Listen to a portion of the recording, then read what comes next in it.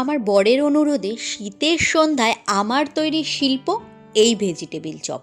তবে এটা কিন্তু স্টেশন বা বাস স্ট্যান্ডে বিক্রির জন্য নয়, এগুলো ঘরে খাওয়ার জন্য।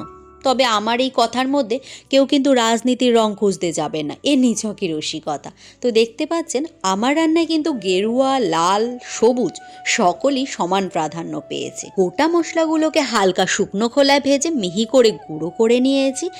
এইবার একেবারে পক্ষপাতহীন মিডিয়া এই আলু সিদ্ধ করে নিয়েছি 3 মক্কেলের ককটেল তৈরির জন্য।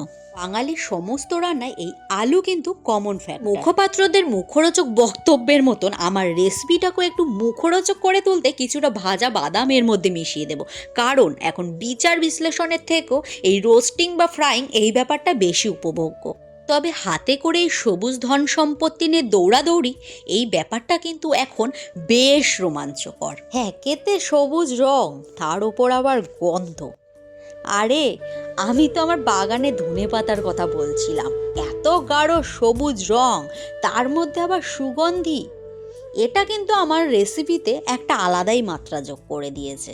আজকের এই রেসিপিটা কিন্তু সম্পূর্ণ নিরামিষ, তাই জন্য আমি কর্নফ্লাওয়ার গুলে নিয়েছি। তোমরা চাইলে ডিম দিতে পারো, এতে স্বাদ কিন্তু দ্বিগুণ হবে। এবার আমি লম্বা লম্বা করে শেপ দিয়ে নিয়েছি, তোমরা চাইলে গোল গোল শেপও দিতে পারো। তবে এই কাজগুলো করার সময় খুবই সাবধানে হালকা হাতে করবে, না হলে ভেঙে যাওয়ার চান্স থাকবে।